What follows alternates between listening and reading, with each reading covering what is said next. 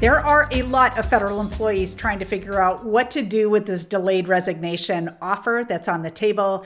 You know, we currently have a deadline of February 6th for you to make a decision. So we're doing a series of podcasts to be able to break down some of the details for different groups of people. So the one that we're going to be talking about in today's episode is all about the younger employee.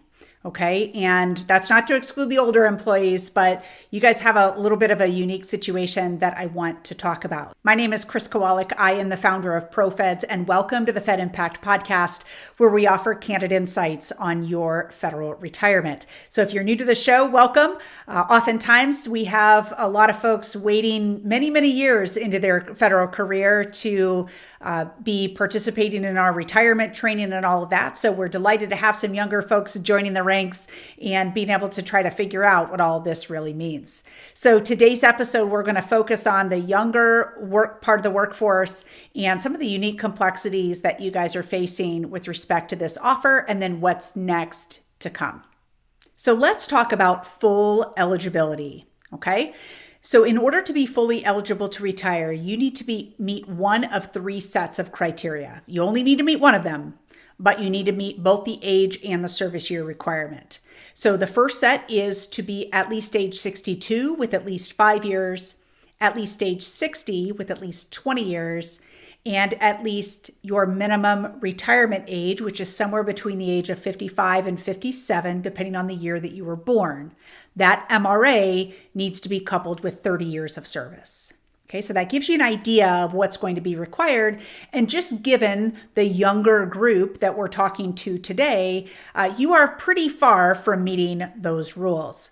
So the reality is if you can get to that full eligibility, there are no penalties, your pension starts right away, but that is long into the future for all of you. And so I want to talk about a couple of examples today, just to give you a little bit of a sense of really the numbers that we're looking at.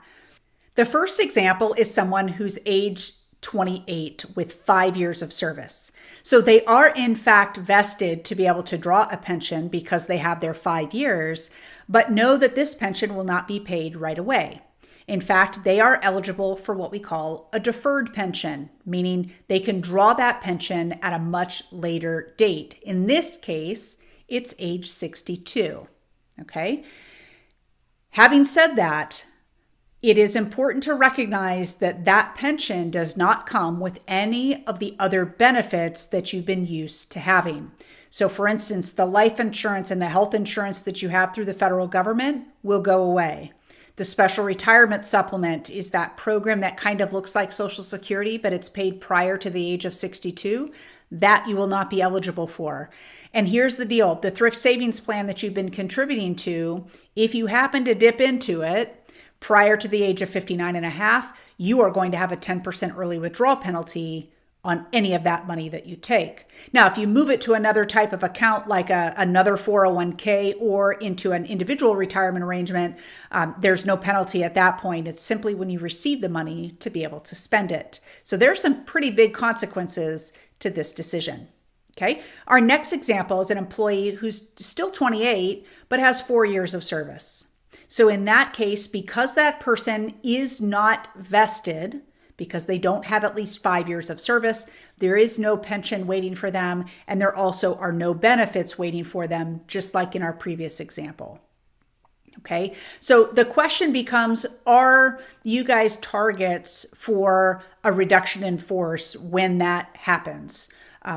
So far, we've only seen for a call for voluntary retirements, people who are choosing to go based on some extenuating circumstances and a different type of offer than we've seen before. But if we move into the phase where the government is going to decide who's going and who's staying, will you survive a RIF, a reduction in force? It's hard to say simply because there's a huge pecking order for a RIF that's already been determined. It's not a completely randomized decision on who stays and who goes. But it is worth noting that someone who only has 4 years of service doesn't get this big lavish severance pay. You're going to get 4 weeks of severance pay, And that's it. So right now in the delayed resignation offer, there's an opportunity for 33 weeks of what looks like severance pay, although they're not calling it that. Okay, so definitely something to consider, especially if your heart has not really been in federal service. You got in and then you realize it wasn't really what you thought. And that's no knock on the service that you've already given to our country. I certainly appreciate that. But at some point, we have to realize what we're cut out for and what really motivates us in the work that we do. And so if federal service isn't it, you have now an opportunity to be able to go pursue some other opportunities in your life, in your professional life, to be able to have a pretty smooth runway to that point with 33 weeks of pay that continues even if you go out and get another job. So definitely so much to consider, but I hope that this information has been helpful to you.